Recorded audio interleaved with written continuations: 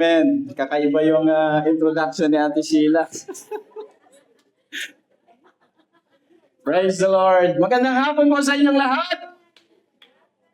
Yan, good afternoon. Pakibati niyo po ang inyong pong mga katabi ng magandang hapon, maganda ka pa sa hapon, mas maganda ka ngayong araw na ito dahil nasa simbahan ka. Amen. Praise the Lord. Welcome back, Ate Mami Tisay. Galing sa Pilipinas yan. At mahaba-habang mga kainan ang kanyang mga dinaanan. Kaya lumampas sa timbang. Praise the Lord. Ngayong araw po ay tanungin ko kayo, nagsisik-in na ba sa inyo yung ating theme, no? Yung atin pong declaration for this year na na open heaven? Yung iba hindi makasama, yung mga apat lang dito sa sa kalit ko. Ay, sa kanan. Well, nagsisik-in na ba sa inyo? Oo, kasi alam nyo, ang kaaway, kasi ang kaaway ganun siya The devil, the enemy comes to steal, to kill, and destroy. No? Yung mga nega na mga pumapasok sa isip ninyo na, open heaven mo, nyaman to, nawang mo. Kasi lang bagyo mo dito. Puro bagyo naman ang dinadaanan ko. Ang itim ng langit. Paano bubukas? Open heaven. Yan ang ginagawa ng kaaway, nakakaisip tayo ng ganyan. Kaya sawayin natin ang kaaway ngayong araw na ito. No? Huwag yung pansinin yung mga bulong ng kaaway sa inyo. Dumadaan kayo sa pinagdadaanan nyo kasi alam ng Diyos na kaya ninyo yung pinagdadaanan ninyo. Amen? Amen! Alright. Kaya nga po, I sincerely desire in my spirit, in my heart, no, na tayo po lahat tayo, kayo, ma-experience natin ang pangakong ito ng Diyos na lahat tayo ay mamuhay sa pangakong ito na bukas ang kalangitan. Amen. Alam niyo, ang gaganda ng mga sinasabi doon sa Sermon Online. Sino yung mga nakaka-follow doon sa Sermon Online? Nakikinig ng live, nakikinig ng replay. Alam niyo yung mga prinsipyong sinasabi doon, nakakapagbukas ng ating mga kaisipan. Kaya kung kayo po ay hindi pa nakakapanood, pwede pong manood ng replay sa atin. Bago pa mawala, kasi ang ginagawa ng Facebook ngayon, nawawala yung di ba? Disappearing video live. Di ba? Nawawala na siya. So, hindi na siya nag-i-stay. So habang nandun pa, pwede nyo i-download. Alam ko, pwede yatang i-download yung Facebook video. No? Or kung gusto nyo mapanood later on. Or panoorin nyo na agad bago mawala. At manakaw, no? yung mensahe na yon. Kaya, manoorin po natin. At I strongly suggest sa mga groups natin na pag-usapan natin ito, yung mga prinsipyo na tinuturo doon, yung mga sa mga groups natin, no, i-reflect natin yung mga yung mga napapakinggan natin. Kung wala man lang tayong puro naubusan na tayo ng gagawin. Huwag na natin pag-usapan yung mga madidilim na nangyari sa atin. Pag-usapan natin yung mga prinsipyo pa isa-isa. Napakaganda ng mga prinsipyo doon. Isa doon yung ang bukas na kalangitan dumarating kahit na hindi maganda ang sitwasyon mo. Pag ninilay-nilay mo yun, dun sa pagbinalikan mo yung turo na yun sa unang araw, ay naku Panginoon, salamat, hindi mo ako pinababayaan. Bukas ang kalangitan para sa akin. Amen? Amen. Kaya ipag-imbita natin ito sa August 24, 2 p.m. Narinig ko, 2 p.m. gabi. Naglataw. ang hapon na. Ipag-imbita natin, minsan lang naman ito sa isang taon na tayo ay malakasang magsama-sama, kaya pati ang pag-iimbita ay malakasan na rin kasi malakasan ang selebrasyon na gagawin natin. Amen! At ang magsasalita, abay important. Kaya ihanda nyo rin ang inyong mga tenga sa mga Inglisan at mapapalaban tayo sa Inglisan. Amen! Amen! Kaya para ma-motivate kayo, magbibigay kami ni Pastor Eddie. Sinamay ko na naman si Pastor Eddie. Magbibigay kami ng premyo para ma-excite naman kayo sa grupo na may pinakamaraming invite. Sa grupo na to, para may dagdag ninyo sa fund ninyo. Alam ko, ang bawat grupo may fund. Para magamit ninyo sa inyong mga para ma-excite kayo at ma-encourage kayo, hindi para magpostahan tayo kung ano man. Bawal. Pero alam niyo yun, yung kagalakan na ipag-imbita natin itong malakasang selebrasyon na ito. Amen?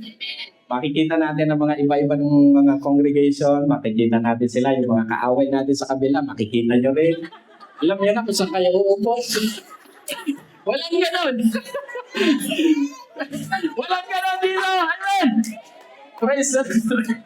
Kung ano-anong sinasabi ni PL dito sa harapan. Pero maganda, ipag-imbita natin yon na ma-excite tayo, come with an expectant heart, at i-ready ninyo ang inyong mga sarili para sa breakthrough na gagawin ng Diyos sa buhay ninyo. Amen. Open heaven!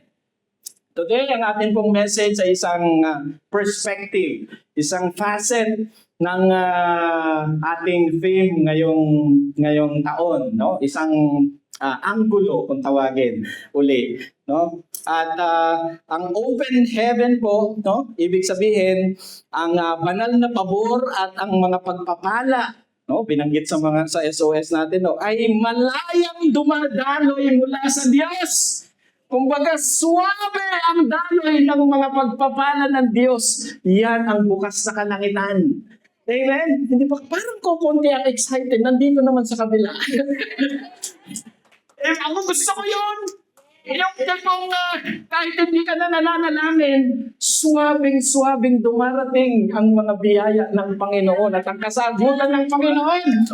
Hindi ka ba nananalangin para sa kagalingan ng nanay mo, gumagaling at kumikilos sa Diyos sa buhay ng nanay mo. Amen. Ako gusto ko talaga yung kami ni Pastor Henry ng mga pastor, gusto namin yun. Hindi lang para sa amin, para sa inyong lahat at para sa buong Corner Zone. Amen. Ang sarap kaya na maranasan nyo, no? Na ang presensya, kapangyarihan at provision niya ay madali nating nakukuha. Hallelujah. Yung iba pahirapan no? Pero alam nyo, yung pagka-alam nyo yung kultura ng kingdom ni Lord, madali nating makikita ang kapangyarihan, ang kanyang presensya at ang provision niya sa ating mga buhay, leading sa mga testimonies, sa mga breakthroughs, no, mga answered prayers at mga tangible sense ng glory ni Lord sa buhay ng bawat isa. Amen. Parang hindi kayo convinced. Parang ang tingin niyo sa akin ay tuyo. O parang gutom na gutom kayo. Amen! Pakiturot nyo nga yung inyong mga katabi. No? Parang gising-gising. Sabihin ninyo, praise the Lord.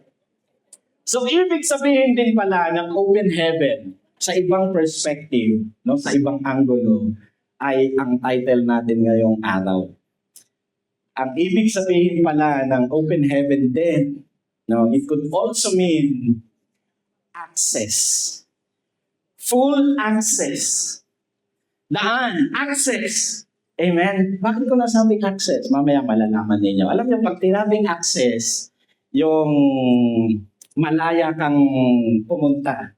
Di ba sa trabaho natin, ay hindi tayo malayang pumasok doon sa mga kwarto at lalo na doon sa jewelry room ni Madam, di ba?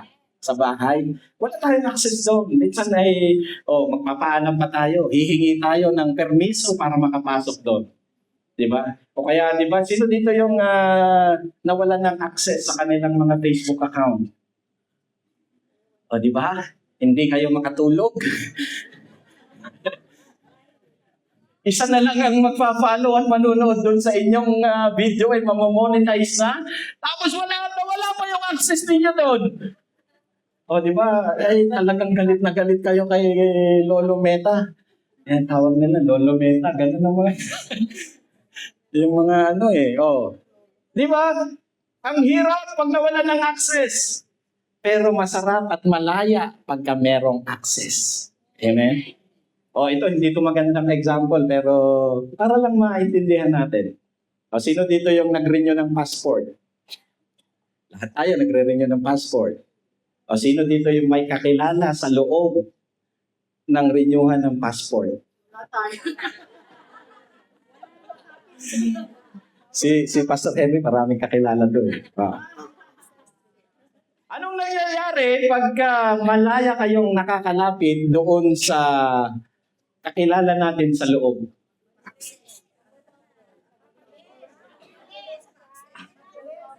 Ang bilis. Yung pipila ka, yung minsan iba nagpapanggap na sila senior citizen. O kaya malaki lang ang tiyan. Umupo doon sa sa lane ng mga priority lane. Para lang mamadali. Amen. Pero doon sa mga iba na may kakilala, nakikita natin, dumadaan na lang sila. Pumupunta na sa loob. Dire-diretso sila. Naalala ko yung kwento ni Pastor Henry. Talagang inalalayan pa siya para lang mabigyan ka ng Pastor? Passport ba yun? Passport? Wow. Sinamahan pa siya nung isa sa pinakamataas doon. Nakapila na siya alas 6 ng gabi. Ganun ba yun? Sarado na. Pero dahil may access si Pastor Henry, sinamahan pa siya. VIP. Very, very, very, very, very important person.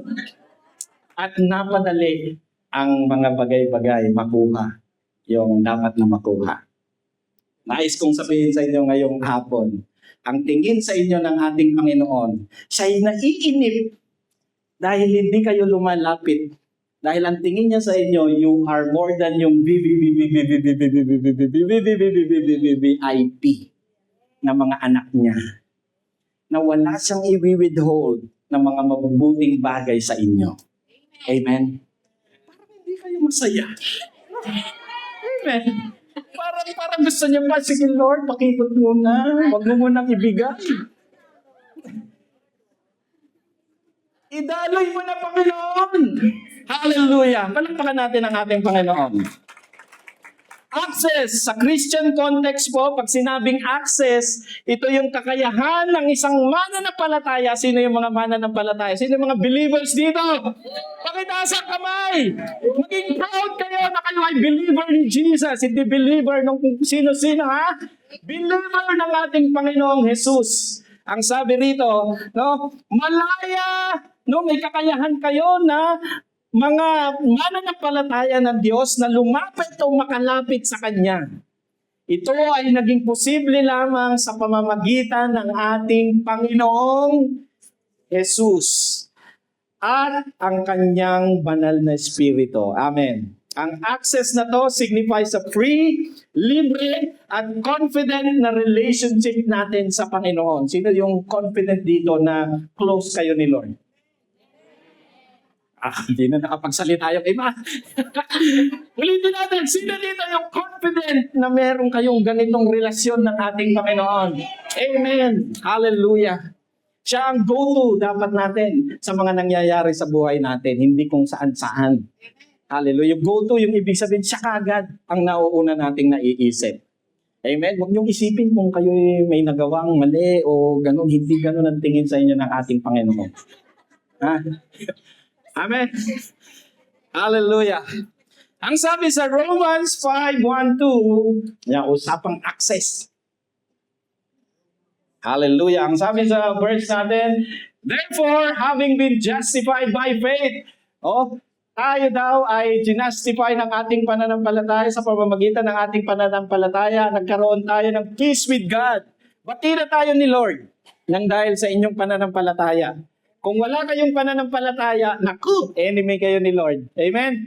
Sa pamamagitan through our Lord Jesus Christ, through whom also we have obtained access. Woo! Hallelujah. Natanggap natin ang access sa pamamagitan ng ating pananampalataya sa kanyang grasya sa buhay natin, in which we stand and rejoice in hope of the glory of God. Ang access ngayon, mga kapatid, sa pamamagitan ni Jesus at nang dahil sa ating pananampalataya, ang sabi ng word, tinatamasa natin. Tinatamasa natin, ibig sabihin present tense, hindi yung tinamasa na natin, hindi yung tatamasahin pa natin. Ang sabi ng word sa translation sa Tagalog, tinatamasa, present tense. Amen. Ang biyaya ng Diyos So, ibig sabihin, pag ngayon, tinamasa mo na, no? Tinamasa na natin, kinabukasan paggising mo, may bago kang, present tense, ngayon ulit, bago na, Sunday ngayon. Next month, bukas, meron ka ulit para sa'yo na mga biyaya ng Diyos. At sabi rito, nagagalak tayo. We rejoice in the hope of the glory of God. Amen. Ano bang ibig sabihin nitong access na to? Mabilis na mabilis lamang. Access, number one, no? Open heaven, hallelujah, also meant access to God's presence. Amen. Ito ang unang-una. Ano ba ang presensya ng ating Panginoon? Ito ba yung parang kinikilabutan tayo? Dito, yung hindi nyo masabing, hindi nyo maramdaman yung presensya ng Diyos kung hindi kayo nanginginig at parang nangingisay. Walang presensya ngayon, mababa ang Espiritu ng Diyos sa akin. Parang down na down ako. Ganun ba ang presensya ng ating Panginoon? Alam nyo, sa open heaven na concept, may access tayo sa presensya ng ating Panginoon. Una sa lahat, ang presensya ng ating Panginoon ay napaka-importante. Kaya bumalik ang ating Panginoong Hesus, gusto ko lang isegue ng konti, dito sa lupa para ibalik tayo. Kasi ang kasalanan ang siyang nagpahiwalay sa atin, sa ating Panginoon. Amen? At ang kabayaran ng kasalanan ay kamatayan. So lahat tayo, ibig sabihin ng kamatayan doon, hindi yung physical death na tayo mamamatay, pero yung panghabang buhay na ikaw ay malayo sa presensya ng ating Panginoon. So ibig sabihin, kayo ay pumunta doon sa kabila. Doon sa maraming nagluluto ng barbecue. Doon ang punta. Amen? So yung panghabang buhay na yun. So ibig sabihin, ganun ka-importante ang presensya ng ating Panginoon sa ating buhay. Hallelujah. Pagka ang presensya ng Diyos ay wala sa atin, mapapansin ninyo ang buhay ninyo parang litong-lito kayo. Parang windang kayo. Para bang, yung tuliro, di mo amuti aramida mo. Di mo alam kung maliligo ka o alam kung anong gagawin mo. Pumunta ka sa palengke, baliktad ang damit mo, hindi ka pa nag-deodorant. Ang dapat katay-katay na. Tuloy ko talaga. Hindi mo alam kung anong gagawin mo. Marami. Alam nyo, ang presensya ng ating Panginoon, sabihin ko sa inyo mga anak, nothing is more important than the presence of God sa buhay natin. Agree ba kayo? Kasi when the presence of God is in you and with you, all things na gumagalaw sa inyo will be okay. Amen? Ang sabi ng Biblia, di ba, sa 2 Corinthians, where the presence of the Lord is, there is liberty. May freedom, may kalayaan sa presensya ng ating Panginoon. Malaya na kayo. Hallelujah. Hindi na kayo nung iniisip niyo pa yung inyong nakaraan. Nung kasi kung grade 1 ako, sinabihan ako na hindi na ako aasenso. Ito na lang ang buhay ko. Malaya na kayo sa presensya ng ating Panginoon. Naalala mo ba yung classmate mo na yun? Oo, si Conrado. Hindi ko makakalimutan yun. Kaya nung niligaw siya sa akin, hindi ko talaga siya sinagot. Ayan. Ang sabi ng Psalm, in your presence, Lord, there is fullness of joy. May fullness, merong joy, pero meron palang fullness of joy. May kabuuan, nakagalakan na tayong mararamdaman sa presensya ng ating Panginoon. Kahit na tayo ay windang-windang, no? Kahit may nangyayari sa ating mga buhay, the joy of the Lord will be your. Wag na natin i-future tense. The joy of the Lord is your strength. Hallelujah. Amen. Amen. Hallelujah. Ang sabi pa ng Biblia sa Matthew, come to me, no, all you are weary and burdened. Kaya sa presensya ng ating Panginoon, there is rest. May kapayapaan. Ang hirap ng walang kapayapaan sa buhay. Amen. Yung parang lahat ng bagay, parang sensitive ka.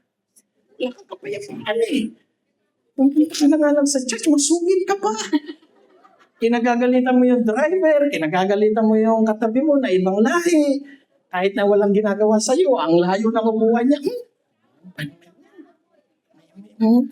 Nakikiamoy ka na nga lang, ikaw pa ang galing. Sorry na. Pasimba ka pa yan. Hallelujah. Where the presence of the Lord is, merong victory. Amen. Where the presence of the Lord is, merong healing. Woo. Where the presence of the Lord is, marami pa according to His glorious riches sa kahabag ng Panginoon sa kalangitan. Alam niyo bang napakaraming resources sa langit na hindi natin ma-imagine kung ano ang mga nandun. Pero sa presensya ng Panginoon, may access tayo. Hallelujah. Praise the Lord. Alam nyo, pag sinabing presensya ng ating Panginoon, madalas na i-associate natin yan sa apoy. Halimbawa, sa apoy, di ba? Ang Holy Spirit ay fire. So, ang presence ng ating Panginoon, halimbawa sa natural, ang fire, pagka ang fire ay malakas, tapos merong mga, ano ba tawag din yung mga gamu-gamu ba yun na parang na-attract sila sa fire. So, ang ginagawa nila, dahil attracted sila, di sila ay pupunta sa fire. Di ano mangyayari sa kanila? Natsunog. Nasunog na. Alam nyo, ganun din tayo dapat sa prinsipyo. So, pag titignan nyo yung prinsipyo na yun, may matututunan tayo eh. The more we get close sa ating Panginoon, the more we get consumed nung kanyang presensya sa buhay natin. And the more na tayo ay nakukonsume ng presensya ng ating Panginoon, the more natin nakikita yung sarili natin na marami tayong mga flaws. Tama? Yung habang lumalapit tayo sa Panginoon, nakikita yung sarili natin. Nakikita natin yung sarili natin that we are unworthy. We are unholy. And we are unrighteous. Hindi tayo righteous, hindi tayo karapat-dapat. The more na nakikita natin. At ang resulta, nagkakaroon tayo ng banal na pagkatakot sa ating Panginoon. Yun naman dapat. Kasi wala pa sa Bible ang nakakita sa Panginoon na nabuhay. Kaya nga si Moses, nung hiningi niya, Lord, gusto kong makita ang mukha mo. Sabi ni Lord, wag. Itatago kita at ang ipapakita ko lamang sa iyo, yung likod ko at yung presensya ko. Yun ang sabi ni Lord kay Moses. Kasi wala pa. The more na lumalapit tayo sa Kanya, the more na nakikita natin ang ating sarili na tayo ay unworthy. At nagkakaroon tayo ng banal na pagkatakot sa Kanya. At ang resulta, ang sabi ng Proverbs, the fear of the Lord is the beginning of wisdom. So the more tayo lumalapit sa Panginoon, the more natin nakikita ang ating sarili na hindi karapat-dapat at the more tayo nagkakaroon ng banal na takot sa Kanya at tayo, ang fear natin, fear of the Lord, hindi yung fear na takot ng natural, pero fear of the Lord, doon tayo ngayon nagkakaroon ng kaalwaan to receive the wisdom of the Lord para paano tayo mabuhay. Ay, bawal pala to. Ay, bawal pala na inom. Ay, bawal pala. Wala naman nagsasabi sa atin minsan, pero tumigil kang magmura. Amen? Pero sa open heaven na konsepto, may access ka sa presensya ng ating Panginoon. Yakapin mo, yakagin mo ang presensya ng ating Panginoon. Amen? Amen? Ang wisdom ng Panginoon may alam. Tayo papasok sa ganitong negosyo. May wisdom ng Panginoon, tinuturuan tayo dyan. Sasagutin ko na ba itong nanliligaw sa akin? May alam. Pero huwag niyong sagutin yung imaginary lang. Baka mami, meron kayong imaginary friend na nanliligaw sa inyo. Wala naman, di naman totoo. Panaginip lang. Amen. Sa Panginoon, may wisdom. Hindi kanya ilalayo sa kung saan mapapahamak ka. No? Mali. Ilalayo ka niya sa kung saan ikay mapapahamak. Amen? Hallelujah. Pangalawa, open heaven also means, hallelujah, access to God's power. Praise the Lord. Ito, narinig din to sa sermon online. Pero gusto kong i-highlight kasi last week, ang sabi sa atin ni Pastor Henry, yung title natin last week? Oh, sabay-sabay. Para naman matuwa si Pastor Henry. Sabay-sabay. Amen! You are stronger than you think. Totoo naman. Amen? Napatunayan niyo ba yan ngayon sa buong isang linggo? Oh, strong. May sinapak ba kayong... Wala. O meron kayong pagpipigil na nangyari ngayong linggo. Oh, di ba? Kayo ay kaya nyo. Kaya nyo magpigil. Di ba? Yung parang gusto nyo nang sagutin pero hindi nyo sinagot dahil you are stronger than you think. Hallelujah! Woo! O, wag lang kayong lilempot-lempot sa paghingi ng sweldo, ha? Dapat hindi kayo, doon. Amen! Totoo naman, ang sabi, ang mensahe sa atin ni Pastor Henry, ang mensahe ni Lord sa atin last week. Kasi, we have access doon sa supernatural. Ang sabi natin, no, in the last 2 Sundays, no, sabi rin nabanggit yata din ito ni Pastor Henry, sa Acts 1:8, you will receive power when the Holy Spirit comes to you. Woo! You will receive power. Gawin pa natin parang Ilocano pa. And you will receive power. Hallelujah, mga Ilocano. Mga ganun magsalita sa R. Power! O, sabihin nga natin, power! Power! Amen! Meron kayong access sa supernatural power. Kasi ang banal na espiritu, pag dumating, ang sabi ng Biblia, you will receive power. Hallelujah. Praise the Lord. Power to do good. Iking mabait kayo. Power to love. Pati yung mga mga ayaw yung mahalin. Kayang-kaya yung mahalin. Amen. Power to, Power to, power to control. Praise the Lord. Power to work. Para mabayaran natin yung mga bills natin.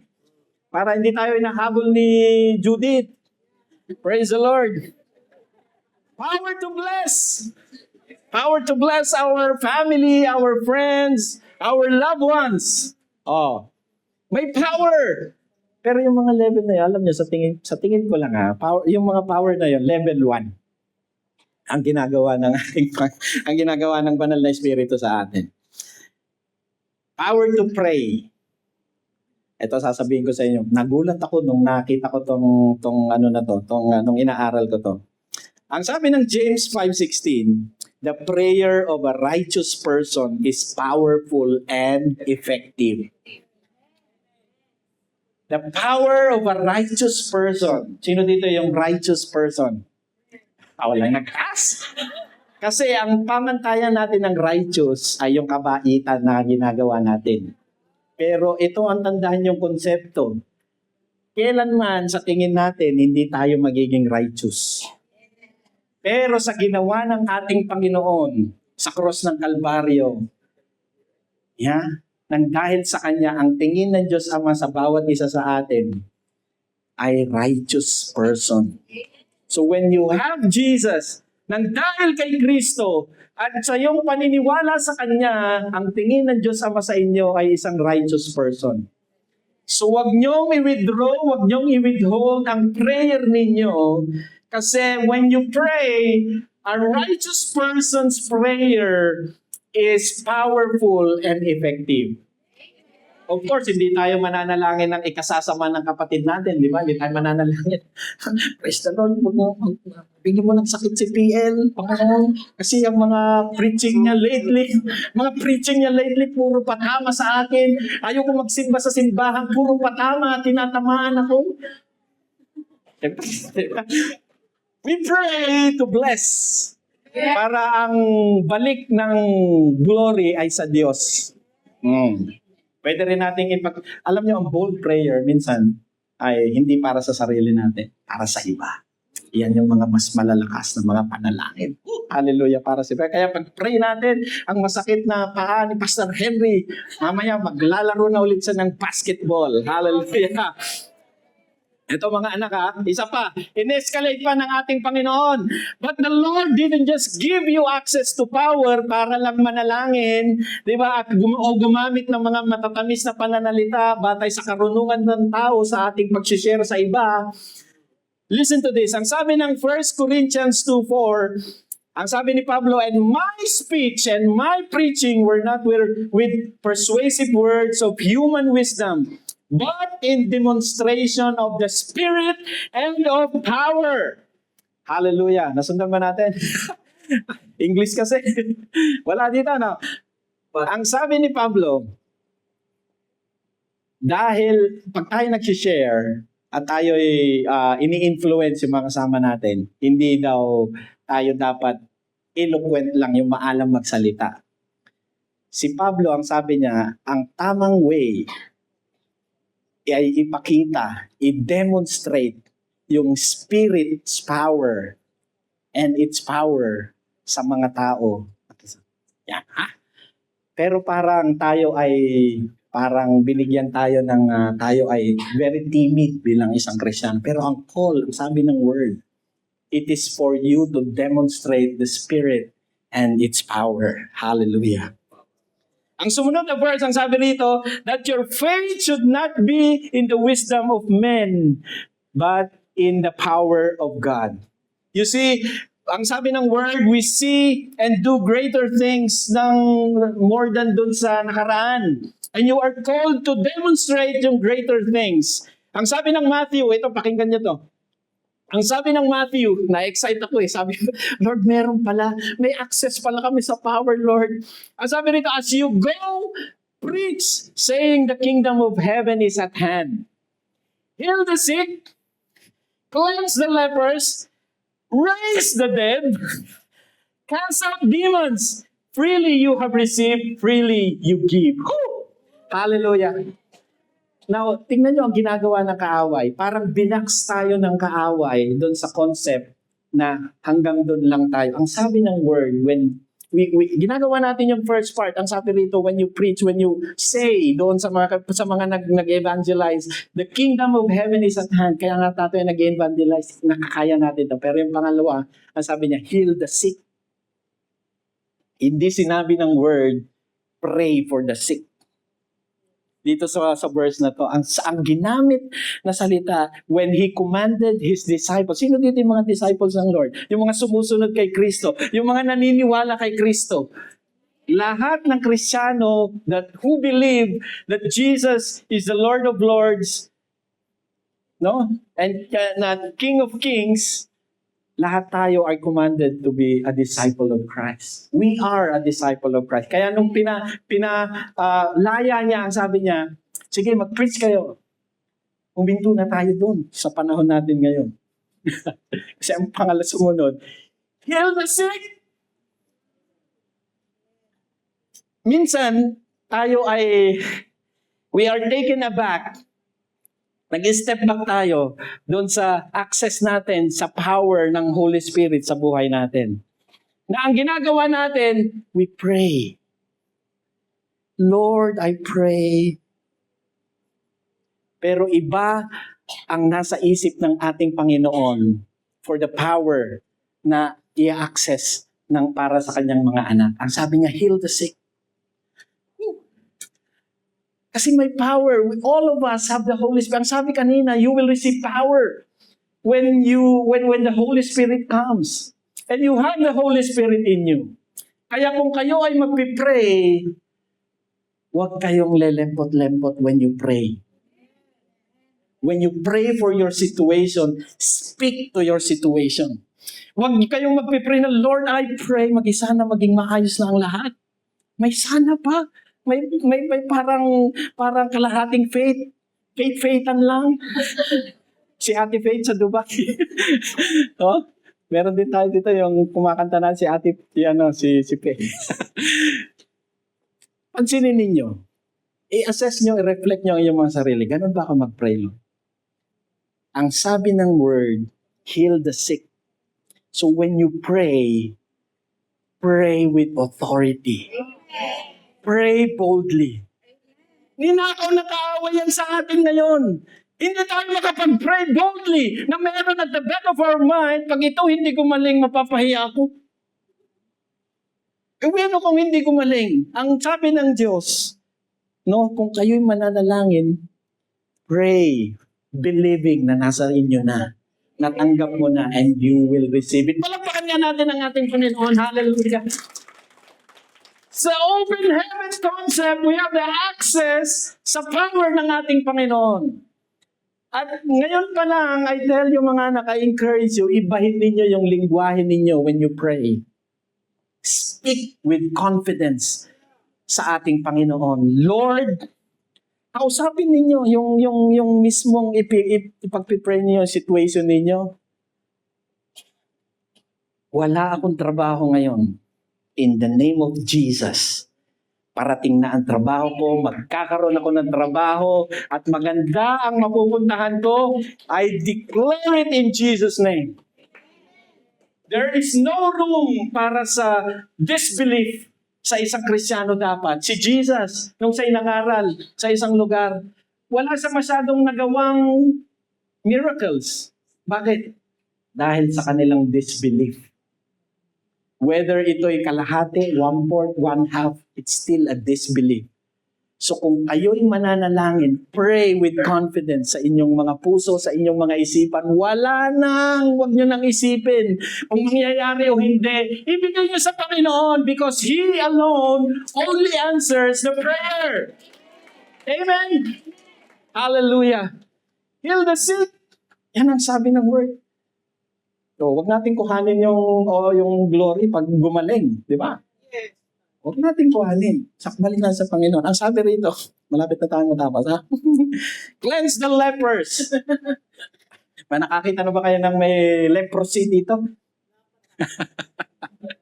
Sige, madalang, no? Madalang. Wala dito. Nasa ospital na siguro yun kung may leper dito. O sige, skip na natin yun. Cleanse the leper. Ang sabi rito sumunod, pataas ang pataas eh. Raise the dead.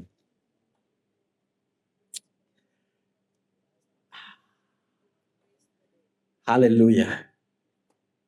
Ako, naniniwala ako sa salita ng Panginoon in its entirety.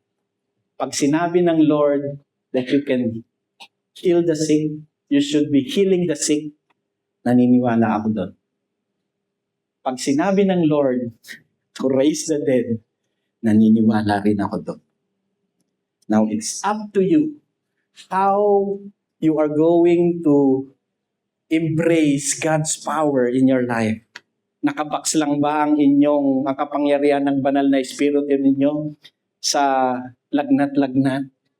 Nakabaks lang ba ang kapangyarihan ng Diyos sa mga sinus lang, migraine?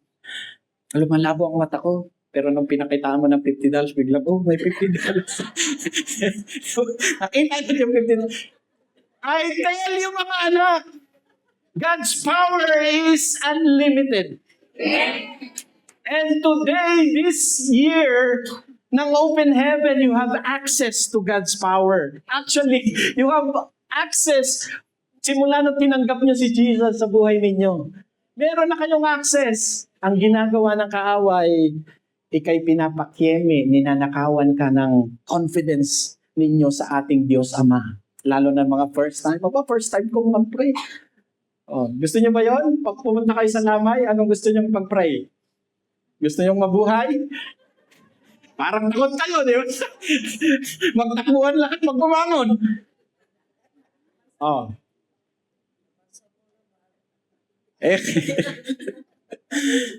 Amen. Kaya habang may sakit, ipapray nyo muna.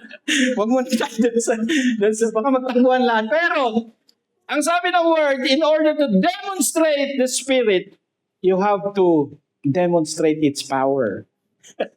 Praise the Lord. Gusto ko to, Panginoon. Kausapin ninyo ang baga ninyo, kung may tama kayo sa baga. Kausapin ninyo ang inyong mga isipan, kung kayo'y tuliro. Kung gusto nyong bumalik ang asawa ninyo, i-declare ninyo, pangalanan ninyo, Cardo! Mawawalan ka ng amor sa mga pagkagusto mo sa mga babae. At babalik ka dito sa bahay ko sa pangalan ni Jesus. Hallelujah! Praise the Lord! Maraming mga umaangal. O, di ba? Kung kayo'y puro reklamo sa inyong mga sweldo na mababa, kahit sino na lang ang kausap ninyo, nire-reklamo niya, baba na sahod ko, 15 years na ako dito, dito na ako tinubuhan ng kung ano-anong sakit. Ay nako, hindi na nga ako nakaipon, puro mga ganito. When exercise God's power sa buhay ninyo, kausapin ninyo ang sweldo ninyo. Hallelujah! Kausapin ninyo ang madam ninyo, pangalanan ninyo ang madam ninyo, Panginoon. Si Ama, Lord Jesus, huwag mo siyang patulugin. Ibigay na niya ang sweldo na dapat. Ayan ang sabi ng Biblia. Amen. Ayan, pinapatigil na ako. Hallelujah. The invitation of open heaven ay bukas na, Panginoon. Hallelujah. Palakpakan natin ang ating Panginoon. I challenge yung mga anak. Hindi lang dapat noong una pa nating nakilala ang Lord na ganito na. Pero yung prinsipyo ng open heaven, huwag niyong kakalimutan. You have to step into a life with continuous and full access sa presensya at power ng ating Panginoon. I challenge you to start praying boldly. Amen? Ask God for miracles na para bang sa tingin ng tao ay wala na. Ask God for your family's health. Walk in the Spirit's power sa buhay ninyo. Be sensitive sa leading niya sa buhay ninyo. Merong mga alam niyo ang banal na espiritu nagsasalita siya. Akala niyo lang parang guni-guni niyo yun o parang bang intuition niyo, pero banal na espiritu ang nag-uudyok at bumubulong sa inyo. Kung sinabi ng banal na espiritu, i-release mo na yung $5 na yan. I-release mo na. Dahil mas masaklap ang mangyayari kung hindi mo ni-release. Kung ikaw ay naantig na ipagnalangin ng isang tao, ipanalangin mo, i-release mo kagad. Huwag kang patumpik-tumpik at huwag mahihiya. Amen. And lastly, expect breakthrough sa buhay natin. Don't limit God with unbelief na meron tayo. Dahil ang Diyos natin, He can and He will continue good things. He will not withhold yung mga magagandang bagay para maranasan ninyo. Amen? Tayong lahat ay tumayo. Hallelujah. Praise the Lord.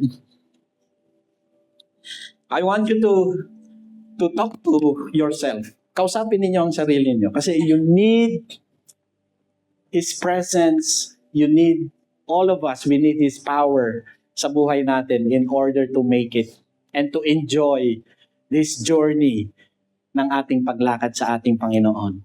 Amen. Hallelujah. Let's do something different today. Right there kung saan kayo nakatayo, speak with voice and declare, kausapin ninyo that yung presensya ng Panginoon ay inyo muli nating maramdaman every day. Because He promised a full access sa presence niya and a full access sa kanyang kapangyarihan. With your voice, kung saan man kayo naroroon, kausapin ninyo ang mga worries ninyo, i-declare ninyo, i-rebuke nyo ang mga hindi magaganda right there sa inyong kinalalagyan. Hallelujah. Come on, church. Huwag kayong mahihiya. A person with power hindi nahihiya. A person who has access sa power ng Diyos, sa power ng banal na Espiritu, hindi nahihiyang magsalita. Hallelujah. We are not a timid person. We are not a timid Christian. The Lord has given us power and authority. Hallelujah. Oh, Jesus. Salamat, Panginoon. Come on, church. That's the very first thing na dapat i-break ninyo sa inyong mga buhay. Speak. Speak. Speak to your situation. Declare. Hallelujah. Declare ninyo. Come on. Wag lang sa isip. With your voice, with authority, sabihin ninyo sa inyong sitwasyon. Hallelujah. Hallelujah. Praise the Lord. Praise the Lord. Praise the Lord. Praise the Lord. Hallelujah. Come on, church. Hallelujah. Praise the Lord. Praise the Lord. Praise the Lord. Amen. Amen. Amen. Amen. Hallelujah. Hallelujah. Yes, Jesus. Praise the Lord. Hallelujah. Hallelujah. Sa pangalan mo, Jesus, kami lumalapit sa iyo. I break in the name of Jesus ang pagiging mahiyain ng bawat isa sa amin. Mahiyain in the sense, in the context ng aming identity sa iyo. Mahiyain in the context ng mga pangako at mga plano at mga kapangyarihan na iyong ibinigay na sa amin, Panginoon. Lord, I break it in the name of Jesus. Let your spirit works in the hearts of your people today. Holy Spirit, Holy Spirit, Holy Spirit, samahan mo kami, Panginoon. Hallelujah. Praise the Lord, praise the Lord, praise the Lord. Hallelujah.